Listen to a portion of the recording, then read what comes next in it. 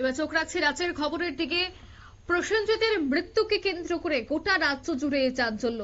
ধর্মনগরের চাঞ্চল্যকর প্রসেনজিৎ নাথ মৃত্যুর মামলায় প্রধান 3 অভিযুক্তকে এবার গ্রেফতার করল পুলিশ। ধৃতরা হলেন সুস্মিতা ভট্টাচার্য, সঙ্গীতা ভট্টাচার্য এবং সৌরভ ভট্টাচার্য। গোপন সূত্রের ভিত্তিতে এই অসমের করিমগঞ্জ জেলা থেকে তাদেরকে আটক করা হয়েছে। ত্রিপুরা পুলিশের তৎপরতায় এই অভিযান চলে। ধৃতদের মধ্যে সুস্মিতা ভট্টাচার্যকে এই ঘটনার মূল চক্রী বলা হচ্ছে। সৌরভ এবং সঙ্গীতা তার সহযোগী হিসেবেই অভিযুক্ত, এমনটাই জানা গেছে। কি বলছেন পুলিশ, কি উঠে আসছে বিস্তারিত শোনাবো। नमस्कार। प्रसन्नजीत सरकार जो केस है धर्मनगर पीएस केस नंबर 122/2025, उसमें नॉर्थ त्रिपुरा पुलिस को एक बहुत बड़ी अचीवमेंट मिला है। इसके जो 2 एफआईआर नेम एपी और एक और लड़का जो वहां पे था, जिनका नाम है संगीता भट्टाचार्य जी, सुस्मिता भट्टाचार्य जी, ये एफआईआर नेम एपी है। इसके अलावा सौरभ भट्टाचार्य जी, इसको नॉर्थ त्रिपुरा पुलिस ने आज early morning Karimganj district Assam से अरेस्ट किया है। तो हमें ये बताते हुए बहुत वो हो रहा है कि हमने जो प्रसन्नजीत सरकार केस है, इनके जो मेन एक्यूज है एफआईआर नेम एपी और +1 को अरेस्ट कर लिया है। इनके बाद इनको कोर्ट में प्रोड्यूस किया जाएगा और जो कानूनी कार्रवाई है उसको की जाएगी और केस का इन्वेस्टिगेशन और चल रहा है। मुझे धर्मनगर के जनता से एक अपील करनी है। ये मूवमेंट चल रहा है, हम सब इस मूवमेंट के साथ हैं, हम भी चाहते हैं कि जस्टिस हो, लेकिन 2-4 मिसक्रिएंट आप में जुड़ के इस मूवमेंट को अपने वेस्टेड इंटरेस्ट के लिए यूज कर रहे हैं। कृपया आप उनके उसमें न पड़िए, आप इस मूवमेंट को प्योर रखिए। कल भी एक इंसिडेंट हुआ जिसमें लोग धर्मनगर पीएस में घुसना चाहते थे। ये एक पीसफुल मूवमेंट है, जस्टिस के लिए मूवमेंट है। इसको आप वायलेंट होके या इनजस्टिस के थ्रू जस्टिस नहीं मिलेगा। ट्यूसडे को भी कामेश्वर ग्राम के लोग मेरे पास आए थे, मैंने कहा था उन्हें कि हमें थोड़ा वक्त दीजिए, ये हो जाएगा। और आप मूवमेंट कर रहे हैं ठीक है, लेकिन आप वायलेंट हो जा रहे हैं, आप थाने में अंदर पूरा घुसे जा रहे हैं, जिसके कारण हम पुलिस जो हमारा काम है वो नहीं कर पा रहे हैं। तो जो हमने आश्वासन दिया था, जो हमने आपको समय मांगा था, उसके अंदर ही हमने मेन एक्यूज और 3 लोगों को पकड़ लिया है।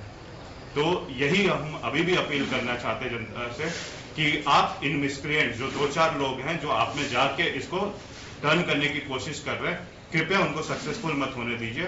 आप पुलिस प्रशासन पे पूरा भरोसा रखिए, हम पूरे के पूरे लॉ फॉलो करते हुए इसमें आगे की कार्रवाई करेंगे।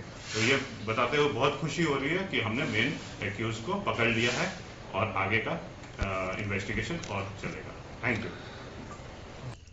আপনারা পুলিশের বক্তব্য শুনলেন এবং তিনি জানাচ্ছেন যে পুলিশ আইন অনুযায়ী কাজ করবে, আইনের পথে চলবে। অন্যদিকে এই ঘটনাকে কেন্দ্র করে থানায় যেভাবে ঘেরাও কর্মসূচি বা যেভাবে ভায়োলেন্স করা হচ্ছে সে বিষয়টা কোনোভাবেই কাম্য নয় বলেই তিনি জানাচ্ছেন। তবে সে বিষয়ে আমি আরো বিস্তারিত জানবো। এই মুহূর্তে টেলিফোন লাইনে যুক্ত হয়ে গেছে ধর্মনগর থেকে নিউজ ভ্যানগার্ড প্রতিনিধি রূপক দেবনাথ।